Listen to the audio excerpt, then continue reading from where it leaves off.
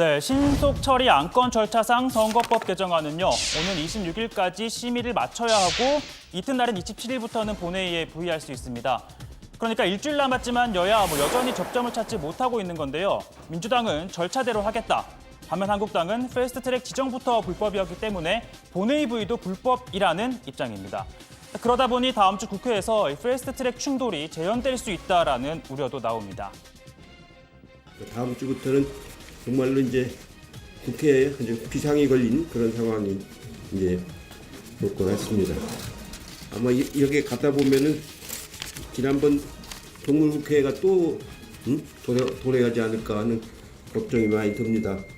우리의 평화적인 저항에 대해서 빠루와 해머를 들고 불필요한 폭력을 유발한 쪽은 바로 여당입니다.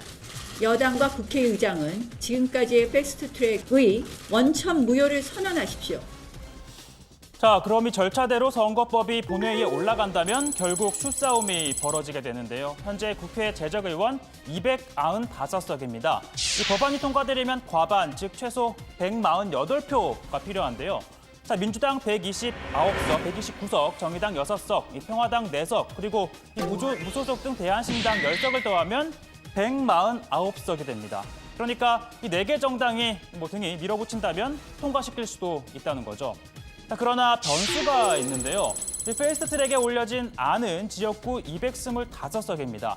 자, 중앙선관위 선거구 획정위원회 자료에 따르면요. 225석을 기준으로 인구 15만 3,560명이 안 되는 곳은 다른 지역과 통합을 해야 합니다. 자, 갑을 지역구가 있는 전라남도 여수를 한번 제가 예를 들어보면요. 이용주 의원의 여수 갑은 13만 5,150명입니다. 그리고 주승용 의원의 여수을은 14만 7,964명으로 모두 각각 하한선에 모자라죠. 자, 그런데 이 갑을 지역구를 더하면요. 28만 3,114명으로 이 상한선을 넘지 않습니다. 따라서 이 개정안대로 내년 총선이 치러지면 여수 국회의원은 1명인 겁니다. 당장 두 의원 간 경쟁이 치열하겠죠. 자, 이런 식으로 인구 하한선에 모자라 통폐합 대상으로 거론된 지역이 수도권 10곳, 호남 7곳, 영남 8곳, 강원 1곳 등 모두 26곳입니다. 그러니까 패스트트랙으로 지정된 선거법이 통과될 경우 당장 4지역구가 사라진다면 무조건 법안에 찬성할 수 없지 않겠냐는 겁니다. 그러니까 민주당이 이 한국당을 제외하고 이 법안을 밀어붙인다고 해도 주로 호남에서 의석을 가진 평화당, 대한신당 등은 민감할 수밖에 없겠죠.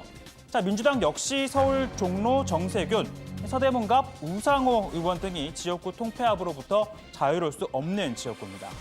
결국 민주당은 지역구 의원들의 반발을 최소화하면서 연동형 비례대표제 취지를 살릴 수 있는 타협안이 필요하다고 보고 이 지역구를 240에서 250석, 비례대표를 60에서 50석으로 하는 등의 안을 갖고 물밑 협상에 들어간 걸로 보입니다.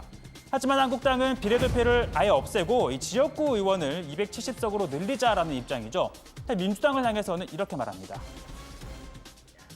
국민들은 알 필요 없다던 그 정체불명의 고차방정식 선거법을 이제는 난수표 방식으로 바꾸러 가고 있습니다. 230대 70, 240대 60, 250대 50 이런 숫자 노름이 과연 국민을 위한 것입니까? 배지를 지키기 위한 것입니까? 자, 제가 지역구 얘기를 했는데 국회의원들의 지역구 사랑 매년 연말 예산안 심사 때가 되면 여실히 드러나죠. 정부는 내년도 예산을 513조가 넘는 역대 최대 규모로 제출을 했습니다. 한국당은 500조 원 밑으로 이하로 깎겠다는 등 야당은 꼼꼼한 심사 예고를 했는데 자, 현재 예결위 예산 소위에서 감액 심사가 진행 중입니다. 자, 얼마나 줄었나 했더니 기재위를 제외한 대부분 상임위에서 수조 원, 또 수백억 원이 늘어 오히려 정부 원안보다 10조 원가량 늘었습니다. 자, 야당이 정부의 재정 확대를 비판하고 있는데도 이 정작 예산은 늘었다는 건데요. 즉, 각 정당이 예산을 늘리고 줄이는 권한을 가진 예산 소위에 한 명이라도 더 들어가기 위해 줄다리기를 하고 또 반대로 제외된 당에서는 불만을 제기하는 이유도 바로 이 지역구 예산으로 수백억 원을 주무를 수 있기 때문입니다.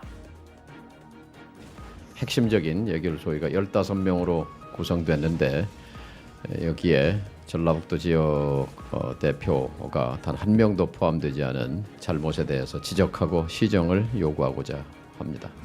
예산 소위 구성에서 지역 안배와 균형을 맞추는 것은 지역 균형 발전 예산을 위한 최소한의 안전 장치입니다.